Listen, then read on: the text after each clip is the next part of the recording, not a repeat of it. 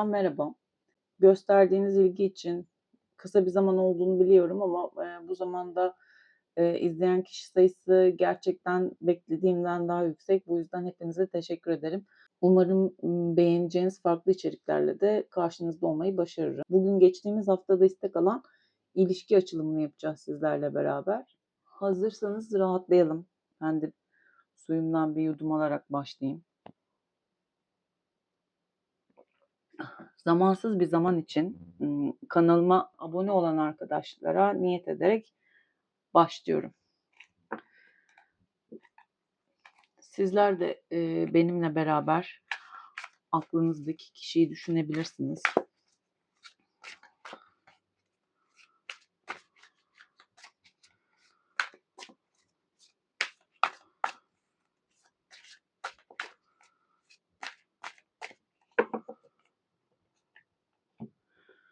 En yüksek frekanstan en doğru bilgi için, hayrımıza olan şeyleri bilmek için niyet ediyorum.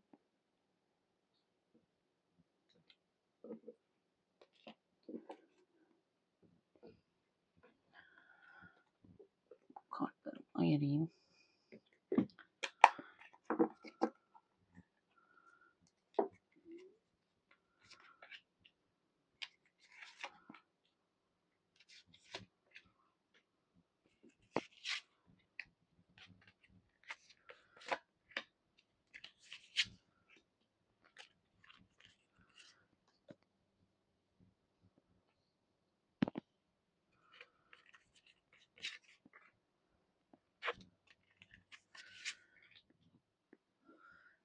Kartlarda böyle bir açılım izliyoruz.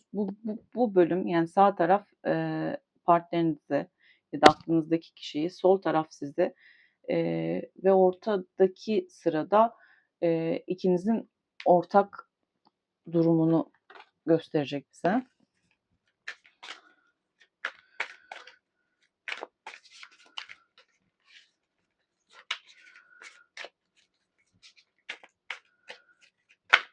Bu bölümün sıkıcı olduğunu biliyorum sizler için ama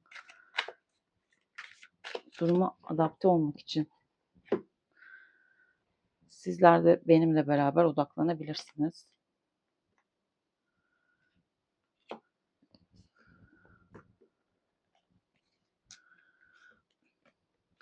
Partnerinizin düşünceleri, sizin düşünceleriniz, ortak düşünceleriniz, partnerinizin duyguları, sizin duygularınız, ortak duygular, eylemler, partnerinizin eylemleri, sizin eylemleriniz ve ortak eylemleriniz. Bir de yeni kartlarımdan ekleme yapayım. Yeni kartlarımla da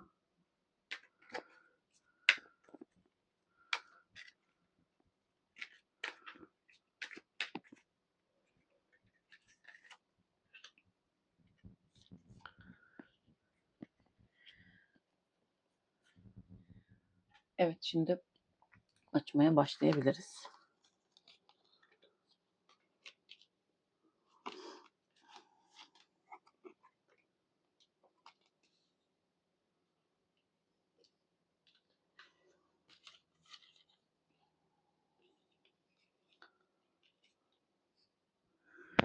Yıldız ve sağlık kartlarının yan yana geliyor olması,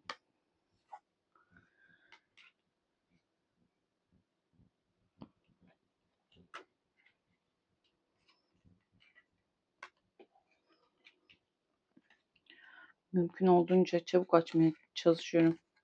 Sizin adınıza sıkıcı olmaması için.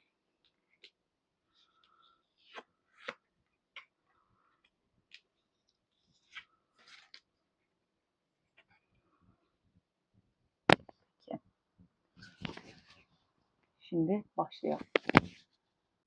Şimdi açılımın kalbi olması itibariyle orta noktadan başlıyorum genelde. Hep bu sefer de öyle yapmak istedim. Kupa altılısı gelmiş. Bu ilişki her ikiniz için de aslında olgun olmayan çocuksu tarafınızı da ifade ediyor olabilir. Kupa altılısı bize geçmişte yaşadığınız bazı olaylardan kopamadığınızı söylüyor olabilir. Sis kartıyla beraber gelmiş. Belli noktada her ikiniz de özlem duygusu hissediyorsunuz ama aranızdaki konular her neyse bu konulardan kaynaklı belirsizlikler var hayatınızda ve bir türlü netleşemediğiniz bir durumdasınız. Aslında kupa altılısı bir araya gelme, yeniden barışma anlamını taşıyabilir. Birbirine duyulan özlem neticesinde hediyeleşmektir, çocuksu saf bir enerjiyle hareket etme duygusudur kupa altılısı. Bu noktada tam olarak böyle davranmayı istiyor ama davranamıyor olabilirsiniz. Kartta bana der ki belirsizlikler ortadan kalkana kadar hareket etme, bekleme enerjisi içerisinde ol ve her ikiniz için de geçerli olacak şekilde o belirsizlikleri kaldırdıktan sonra ilerlemeyi tercih etmenizi öneriyor. Burada bir teklif almak anlamına gelebilir. Güzel bir teklif almaktır kupa altılısı. Yani burada bir ilişkisi olan arkadaşlarımı romantik günler beklediğini ifade eder. Güzel sürprizlerle karşılaşabilirler. İlişkisi bitmiş arkadaşlarım için şöyle söyleyebilirim. E, Bu ilişkiyle ilgili her iki tarafta bir özlem duygusu içerisinde ve birbirlerine adım atma enerjisi içindeler. Pozitif bir durum uzun vadede sizi bekliyor olabilir. Belki burada hisleriniz sizi çok da olgun davranmadan daha çocuksu tavırlarla hareket etmeye ve bazı gerçekleri saklamaya itmiş olabilir. Ama kısa vadede hayat kurtaran şeyler uzun vadede negatife dönüşebilir. Bu noktada da dikkat etmeniz gerektiğini söyleyebiliriz. Yani siz kalkana kadar bekleyin ve adım atmayın der bu kart bize. Eğer kupa altılısı tek başına gelmiş olsaydı her ikinizin de birbirinizi özlediğinizi ve bununla beraber bir yenilenme durumunda olabileceğinizi, karmik partner olabileceğinizi de söyleyebilirdik. Ama burada sisle beraber gelmesi bize başka bir şey söylüyor. Diyor ki evet ikiniz de birbirinizi özlüyorsunuz ama ikiniz de sağlıklı adımlar atabilmek için o belirsizliklerin ortadan kalkmasını bekleyin. Bunun size daha iyi geleceğinizi söylüyor karşılıklı olarak. Eğer bir ilişki içinde değilseniz, yeni başlayacak, işte platonik olarak düşündüğünüz bir ilişki ise aslında ikinizin de birbirinize geçmişi hatırlatan yönleriniz olabilir ama bu noktada yine de sizin için belirsizlikler var. Tam olarak netleşmemiş durumlardan bahsediyor. Ve bu ortak noktada ve açılımın kalbinde gelen konu. Sizin gündeminizde şu anda bu tarz bir konu var. Peki partneriniz sizin için ne düşünüyor? Şimdi yıldız kartıyla beraber sağlık kartı geldi. Bu noktada şunu söyleyebiliriz. Yıldız kartı şifalanma kartı ve bunun yanına sağlık geliyor olması zaten çok anlamlı. Birkaç açılımdır da yani herhalde 2-3 açılım önce de benzer bir şekilde gelmişlerdi. Farklı destelerden aynı anlamı taşıyan kartlar geliyor. Şimdi yıldız şanstır. Yani şanstır, huzurdur. Sizi düşündüğünde aklına gelen şeyler bunlar. Eee, Sizinle daha dengeli bir hayat yaşayabileceğini düşünüyor aslında. Kafasında böyle bir fikir var. Burada sizinle alakalı düşüncelerin olumlu olduğunu, kaderin de sizin için güzel planları olduğunu söyleyebiliriz. Yani sizin hayal ettiğinizden daha parlak bir şeyle karşılaşacağınızı söyler. Aynı zamanda hayatınızda hayrınıza olan durumlardan bahseder. Belli noktalarda kendini sağlıksız bulduğu durumlardan arınmış bir şifalanma sürecinde kendi içinde idrak ettiği bazı konular var geçmişe dair. Bunları geride bırakmanın ikinize daha farklı bir noktaya taşıyacağını düşünüyor. Bu majör bir kart. Dolayısıyla sizin onun hayatında köklü etkileriniz var. İlişkide olanlar için de olmayanlar için de köklü bir ilerlemeden bahseder. İyi hissetme sürecidir, güvende hissetme sürecidir. İlişkide sorunlarınız varsa birbirinizi artık daha iyi anlayacağınız yeni bir dönemin başladığını söyleyebiliriz. Şu noktada partnerinizin ya da aklınızdaki kişinin sizi daha iyi anlayabileceğini de söyleyebiliriz. Onun düşünceleriyle ilgili söyleyebileceklerimiz bunlar. Negatif bazı etkiler olabilir partnerinizin üzerine. Bunları üzerinden atma döneminde, işte kendi aranızdaki ilişkiyi alma verme dengesini daha sağlıklı kuracağı başka bir süreci düşünüyor. Kafasında planladığı şey bu. Kaldı ki duyguları olarak da kupasıyla beraber geldi. Yani bir tek kartın anlamıyla değil, birlikte gelen diğer kartlarla değerlendirdiğimde bunu daha net söyleyebilirim. Daha dengeli bir süreçte bazı dengesiz durumlar olmuş hayatınızda. Yani ya sizinle alakalı siz çok vericiymişsiniz ama karşınızdaki daha ketum bir enerjiyle size hareket etmiş olabilir. Bunu değiştirme düşüncesine sahip şu anda. Eğer düşündüğünüz kişiyle henüz bir ilişkiniz yoksa da şöyle söyleyebilirim. Geçmişte yaşadığı eski toksik ilişkilerinden kalma durumlarından kurtulduğu bir süreç yaşıyor. Bunların geride kaldığı, tamamıyla iyileştiği, sizi anladığı bir dönemden bahsediyoruz. O sizinle şifalanıyor ve dolayısıyla kafasındaki düşünceler bu yöndeler. Şimdi ortak enerjide ne var dersek, Asa Şövalyesi ve gelişmek çıktı. Kendinizi her ikiniz için de sınırlandırdığınız durumlar var. Belki bunlar kafanızda yarattığınız düşüncelerle alakalı ve belki karşınızdaki insanla alakalı bazı ön yargılarınızdan kaynaklanan konular olabilirler. Ama Asa Şövalyesi ile birlikte gelişim kartının yani gelişme kartının gelmesi zirveyi görmek anlamına gelir. Değnek şövalyesi ya da asa şövalyesi aynı her ikisi de. Haberleşme isteği olabilir ikinizin arasında. Geçmişte yaşanan bazı konularda her ikiniz de fevri davranmış olabilirsiniz. Ama bu her ikiniz açısından da adım atmak istediğiniz bir süreçten bahseder. Çünkü asa şövalyesi hırslıdır, istediğini elde etmek ister. İşlerin beklediğinizden de iyi gideceğinin de habercisidir aynı zamanda. Başarılı olmak anlamına gelir. Yani bu kişi tuttuğunu kopartan kişidir. Değnek şövalyesi öyledir. Bu her ikinizin de ortak fikri olarak çıktı. Her ikiniz de yolunda yani bir şeylerin yoluna girmesini beklediğiniz bir süreç yaşıyorsunuz. Ama bu kart diyor ki başladığınız işleri bitireceksiniz. Ve gelişme kartı ile birlikte geliyor olması da zaten ilerleme kaydedeceğiniz bir durumdan bahsediyoruz. Bu karşılıklı haberleşeceğiniz bir süreçten bahsediyor olabilir. Yani e, tabii ki onun için ya da sizin için çıkmadı bu ve ortak anlamda birlikte mesajlaşacağınız ya da birlikte görüşme isteğinizin olacağı ya da buluşacağınız anlamını taşıyor. Yani birlikte yeni bir maceraya başlamak, seyahat etmek, bir seyahate çıkmak ya da ne bileyim. Değnek şövalyesi biraz romantizmden de bahseder. Dolayısıyla iyi haberlerin geldiği böyle romantik mesajlaşmaların aranızda romantik mesajlaşmaların olduğu bir durumdan bahsediyor olabiliriz. Her ikiniz de bunu düşünüyor ve e, birbirinize karşı adım atmak istiyor olabilirsiniz. Sizin fikirlerinize, sizin düşüncelerinize gelirsek, siz ne düşünüyorsunuz diye. Siz biraz bekleme enerjisi içindesiniz. Karar vermek için acele etmek istemiyorsunuz. Sizi neyin mutlu ettiği hakkında da düşünmek istiyorsunuz diyor kart.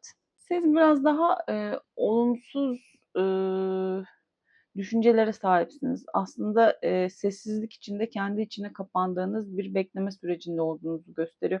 Ve bu kartların bu kadar uyumlu çıkması gerçekten beni çok etkiliyor. Çünkü kılıç dörtlüsüyle bekleme kartı çıktı. Ben gerçekten yüz yüze olsaydık sizin ne hissettiğinizi anlıyor olabilirdim. Şimdi kolektife baktığımız için hepinizle uyumlanıyor muyum bilmiyorum ama eminim aranızda uyumlandıklarım vardır. Burada siz biraz dış dünyaya kendinizi kapamışsınız. Biraz yalnız kalma ihtiyacı hissettiğiniz bir süreç yaşıyorsunuz ve kendi içinize dönmüşsünüz. dinlenme enerjisi içerisindesiniz. Bunalmış ve zihinsel olarak kendinize aşırı yüklendiğiniz bir dönemden geçmiş olabilirsiniz. Savaştan çıkmış ve askerlerinizi kaybetmiş gibi hissediyor olabilirsiniz kendinizi. Sizin için herkes bu alanın dışında kalmış ve siz yalnız başınıza kendi düşüncelerinizle kalmışsınız. Zaten kartın size tavsiyesi de yalnız ve kendi başınıza sakin ve mantıklı bir şekilde düşünmenizdir. Birkaç gün bile olsa kendinize huzurlu bir alan yaratıp mevcut alanınızdan uzaklaşmanın size fayda getireceğini söyleyebiliriz. Burada biraz sizin düşüncesel olarak yıpranmış olduğunuz bir süreç gerçekleşmiş. Yani ortak noktada bir partnerinize adım atma ya da onunla işte romantik anlar yaşama ya da işte ne bileyim ben mesajlaşma ve o duygusal anları paylaşma isteğiniz varsa da burada diğer etkenler sizi o kadar yormuş ki bunu yapacak haliniz kalmamış gibi bir pozisyonunuz var. Sizinle ilgili bunu söyleyebilirim. Hani birlikteyseniz ya da ayrıysanız her neyse uzaklaşma enerjisi içindeyseniz ya da yani şöyle olabilir. Bir ilişkinin içerisinde de mesafeli bir durum olabilir. Burada yaşanmış bir takım problemler görünüyor. Ama aslında bir iyileşme sürecindesiniz. Fakat sizin durumunuz e, kendi içinizde aklınızdaki kişiyle ilgili değil de kendinizin hayatla ilgili problemlerinden bahsediyor. Burada bir yorulmuşluk var. Çevrenizdeki her şeyi kendi dışınızda bırakıp sadece kendi içinizde kapandığınız ve yalnız kalıp düşündüğünüz, yalnız hareket etmek istediğiniz, bunun size daha iyi geldiği bir süreçtesiniz şu anda. Bir karar vermek için acele etmiyorsunuz ve bazı olayların gelişip size yol vermesini bekliyorsunuz. Bence de doğru karar veriyorsunuz bu arada. Şimdi sizin duygularınızda ve partnerinizin duygularına baktığımda o size bir teklifle gelebilir. Yani yeni bir teklifle, yeni bir başlangıç teklifiyle gelebilir. Bu ayrıysanız barışmak olabilir. Birlikteyseniz ilişkinizi bir sonraki adıma taşımak olabilir. Kupa asları genelde duygusal olarak yeni başlangıçları temsil eder. Dolayısıyla onun duygularında yani partnerinizin duygularında çıktığı için de çok net bir ifadesi var aslında. Sizinle duygusal ve romantik durumlardan böyle bir başlangıçtan bahsediyor. Duygusal olarak böyle bir isteği var. Bir takım sürprizlerle karşınıza çıkabilir. Yani kupa aslındaki yani herkesin çıkmasını istediği bir kart olduğu için ama sizi değerlendirdiğimde şu anda bunun için çok istekli olmadığınızı bildiğimden dolayı şöyle diyebilirim ki kupa aslında oldukça heyecan verici ve mutluluk verici bir karttır. Yani böyle bir başlangıcı temsil eder ve bir ilişki açılımında da benzer bir şey söyleyebiliriz. Üçüncü gözle beraber çıkması da aslında içsel bilgelik. Yani bu noktada duygularıyla beraber hareket etme isteği ki yani bu aslında içinde güzel şeyler barındıran bir karttır. Dolayısıyla işte bir hamileliği temsil edebilir. Eee, Böyle bir duygu halinde içinde olabilir partneriniz. Bir nişandır, bir kutlamadır.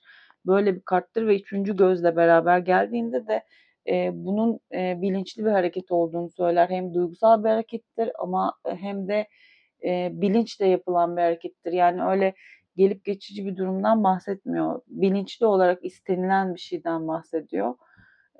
Size baktığım zaman siz yine iç dökmek ve adalet kartıyla beraber gelmiş. Burada iç dökmek kartıyla geldiği için yani adalet tek başına gelmiş olsa size bu ilişkinin başka bir evreye taşınacağını söylerim. Yani evlenmeye, bir yuva kurmaya işaret edebilir. Ciddi düşünülen bir durumdan bahsederiz bir ilişki açılımında adalet geldiğinde. Kupasıyla beraber de aslında partneriniz de benzer biçimde bir duygu hali içerisinde. Fakat sizin burada bir adalet arayışınız da olabilir. Yani sizin bence bu ilişkinin içinde kırıldığınız, yukarıdaki bekleme enerjisiyle birlikte onu söyleyebilirim ki kendinizi bir noktada geride tutma sebebiniz bunların çözüm noktalarını nasıl bulacağınızı tahayyül edemiyor olmanız olabilir. Zaten kendinizi stres ve kaygıdan uzakta tutmak istiyorsunuz. Demek ki partnerinizle yaşadığınız şeylerde içerik olarak bu tarz şeylerde sıkıntılar yaşamışsınız. Burada kart kendi içinize dönüp yeniden kendinizle bağlantı kurmanız noktasında uyarıda bulunuyor. Adalet kartı da aslında burada geçmişte yaşadığınız adaletsizlikler varsa bunların gün yüzüne çıkacağını, sizin bu noktalarda aydınlanacağınızı ve kendi sorularınıza yanıt bulacağınızı söylüyor. Dengelerin değişeceği bir dönem sizi bekliyor. Yani bundan öncesinde eğer siz burada çok emek vermişseniz, yıldız kartı bende böyle bir his uyandırdı. Yani partnerinizin size dengesiz davranışları olmuş olabilir ama bu noktada yeniden bir denge bulma, durumun değişmesi, dengelerin değiştiği bir dönem sizi bekliyor olabilir. Eylemsel olarak baktığım zaman da asa üçlüsü, asa kraliçesi ve tılsım yedilisi çıkmış. Gerçekten yine çok anlamlı. Bu kartları siz göremiyorsunuz. Birazcık yukarı kaydırıp görmenizi sağlayayım. Gerçi gösteriyorum genel anlamda ama birazcık daha yukarı kaydırayım. Bir de suyumdan bir yudum alayım.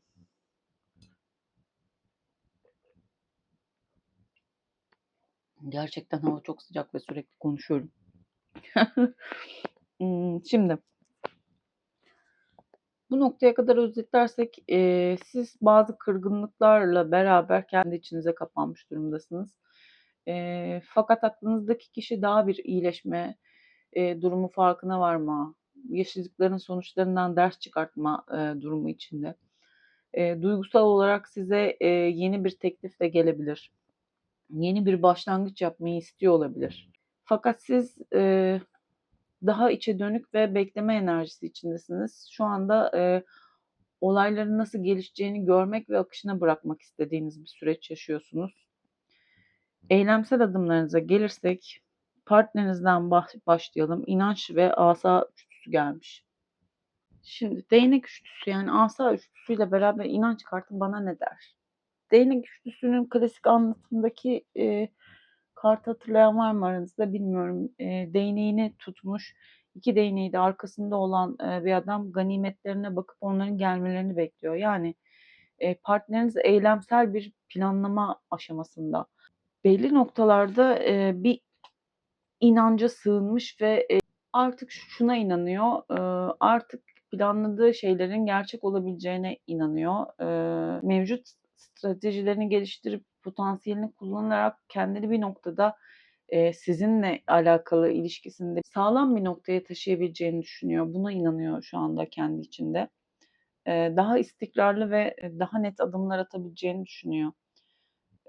Bu kart genişlemek anlamını taşıyor.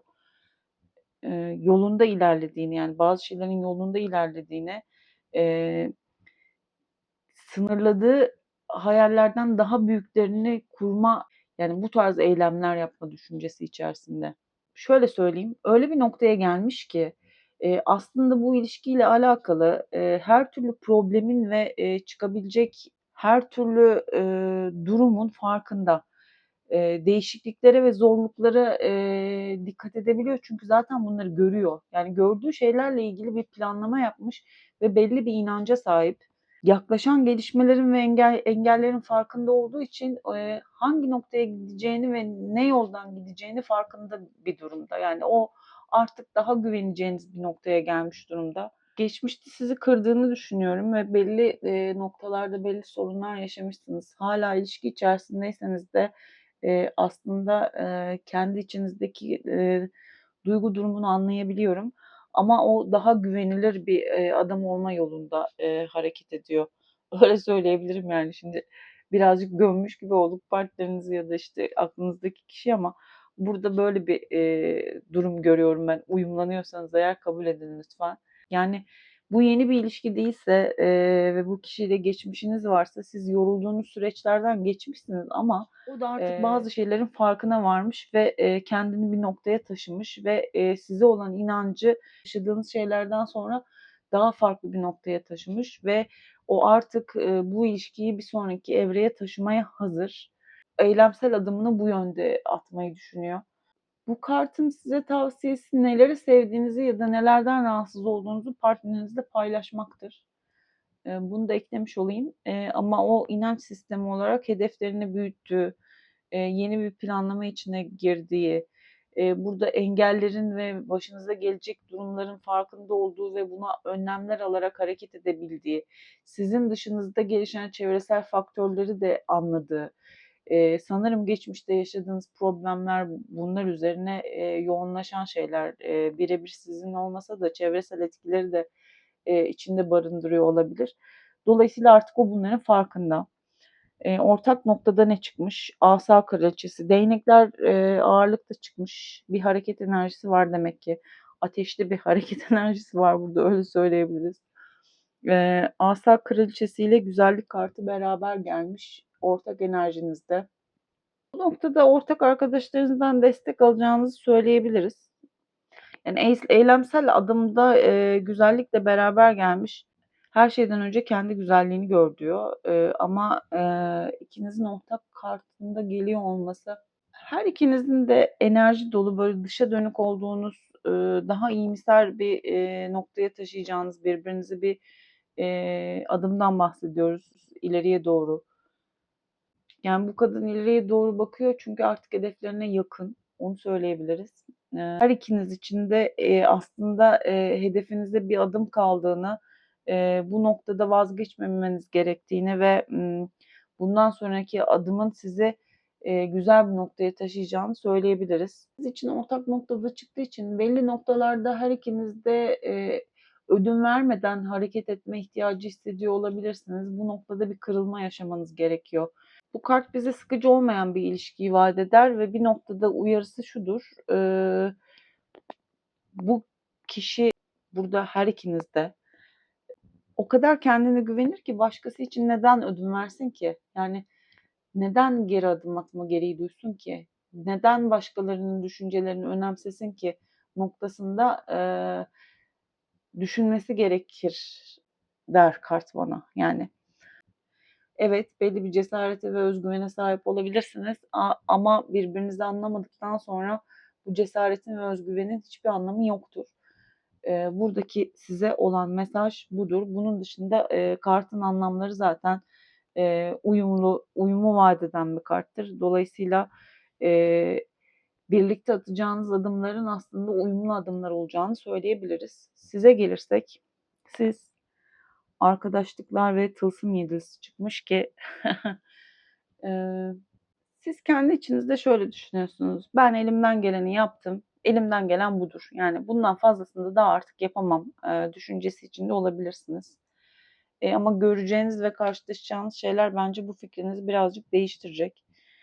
Şu sıralar arkadaşlarınıza önem verdiğiniz, belki ayrı mısınız, işte birlikte misiniz, ilişkiniz ne durumda bilmiyorum ama hepiniz için ortak noktada nasıl toparlayabilirim diye düşünürsem, partnerinizi kendi hayatınızın merkezinden çıkartıp kendinizi kendi hayatınızın merkezine koyduğunuz bir süreç yaşıyorsunuz bence şu anda. Tılsım yedilisi buna benzer bir şey söylüyor. Yani biraz böyle bekleme enerjisindesiniz. Ee, Daha da fazla bir şey yapamam ben, işte bu kadar yapabildiklerim dediğiniz bir süreç yaşıyor olabilirsiniz. Bu noktada size şunu söyleyebilirim. Evet, çok sabırlı davranmışsınız. Çok belki alttan aldığınız süreçler yaşamış olabilirsiniz. Burada sabrınızın sonunda hak ettiğiniz şeyle ödüllendirileceksiniz. Dolayısıyla bu tavır doğrudur. Evet, kendinizi kendi hayatınızın merkezine alma durumunuz doğrudur. Ama tılsım yedilisinin bana söylediği şey bu bekleyişin, e, hayatınızda verdiğiniz emeklerin karşılığını alacağınız bir noktaya taşıyacağını söyler size. Zaten siz hep işte içe döndüğünüz, beklediğiniz ve merkezde de benzer bir enerjiyle geldi. Siz gerçeği görmeden adım atmayacaksınız. Düşünceniz bu. Yani siz diyorsunuz ki bana gelecekse eğer elle tutulur gözle görülür şeylerle gelecek. Artık benim böyle hani karnım tok. Bir ilişki içerisindeyseniz de kendinizi geri çektiğiniz bir süreçtesiniz. Onu görebiliyorum. Doğru bir strateji geliştirdiğinizi söyleyebiliriz. Zaten kartlar da bize benzer mesajlar verdi. Tılsım yedilisi size diyor ki tüm yaşadığınız şeylerin sonunda karşılaşacağınız şey ödüldür. Siz bir ödülle karşılaşacaksınız. Ben de size bunu müjdeliyorum diyor. İlişkiniz için gösterdiğiniz emeğin karşılığını alacaksınız. İyiye gidişin devam edeceğini göreceksiniz. Yani bir ilişkinizde bir iyiye gitme süreci yaşayacaksınız ve bunun devam edeceğini göreceksiniz. Eğer ilişkinizde sorunlar olduğunu düşünüyorsanız burada çok mücadele vermeyin. Biraz bekleyin diyor zaten kart size. Siz zaten o bekleme enerjisi içerisindesiniz. Akışına bırakmayı tavsiye eden bir karttır bu. Belli durumlarda hamileliği de işaret eder. Hamileliği işaret ettiği için de bu noktada büyümenin, gelişmenin anlamını da içinde barındırır. Eğer bir ilişki içinde değilseniz, ayrıysanız da geçmişte yaşadığınız ilişkinin üzerine düşünün. Ne istediğinizden emin olun diyor kart. Bu kart şöyledir. Başarıya giden yolda bir dönüm noktasını bekleme zamanıdır. Yani hasat için bekliyorsunuz şu anda. Ekinleri ektiniz, hasat için bekleme dönemindesiniz. Gelecek enerjileri gerçekten güzel çıktı. Siz bekleyin, zaten aklınızdaki kişi bir planlama içerisinde size adım atma durumunda.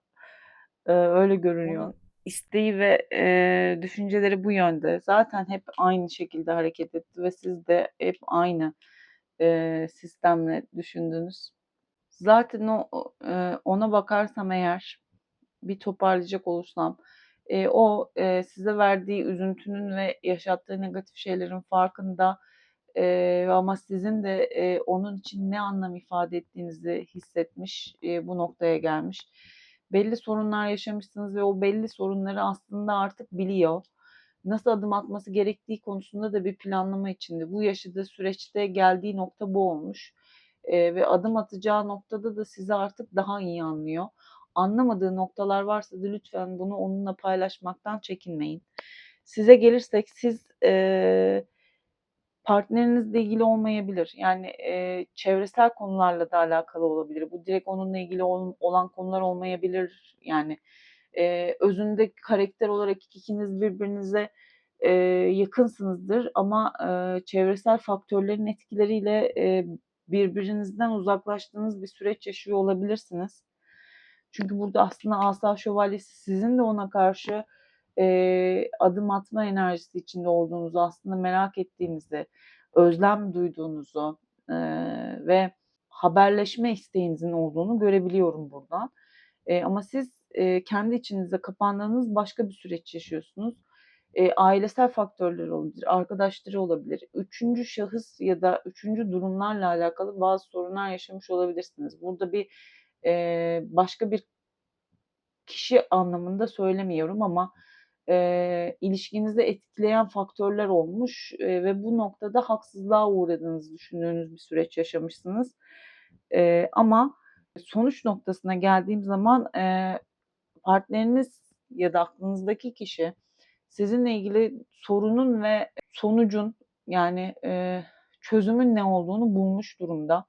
O öyle bir eylem ve öyle bir duyguyla size gelecek ve siz de aslında tüm bu yaşadıklarınızın sonunda evet ben tüm bunları yaşadım ama bunların meyvelerini şimdi topluyorum diyeceğiniz bir sürece giriş yapacaksınız. Son olarak kartların bize ne söylediğine bakalım.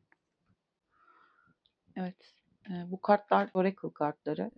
Suçluluk ya da utanç duyduğunuz konular varsa bunları serbest bırakın artık. Bunlara çok takılmayın der bu kart bize. En önemli olanın sen olduğunu bir kez daha hatırla. Sen önemlisin. Gerçek mutluluğun özgürlük olduğunu söyleyen bir kart. Özgür olduğunuzda daha mutlu olacağınızı ifade ediyor. Bunu bir ilişki için söylemekten bahsetmiyorum ama bu kart bize şey diyor. Gerçek mutluluk özgürlükte gizlidir. Özgür olduğunuzda daha mutlu olacaksınız diyor. Mutlu olmak sizin hakkınız. Kimseyi dinlemeyin. Önemli olan şey sizsiniz diyor. Bu kart size. Partnerinizle ilgili çektiğimiz kartta da Lois çıkmış. Üvez ağacı. Bu kişiyle ilgili şöyle söyleyebilirim. Olumsuzlukları hayatından çıkartması gerektiği konusunda bir mesaj verir. Belli noktalarda karşılaştığı zorluklarda aslında daha cesur hareket etmesi gerektiğini söyler. Karşılaştığı zorluklarda korkuya kapılmadan daha mantıklı ve cesurca hareket etmesi gerektiğini öğütler. Gücünün ve potansiyelinin farkına varması gerektiğini söyler. Evet, karşına bazı zorluklar çıkacağını ama bunları bertaraf edebilecek güce zaten sahip olduğunu söylüyor bu kart. Bu kişi biraz çevresinden etkilenen biri olabilir. Bu noktada da bir uyarısı var bu kartın. Diyor ki çevrendeki olup bitenden, evet, onların fikirleri de elbette ki çok değerli.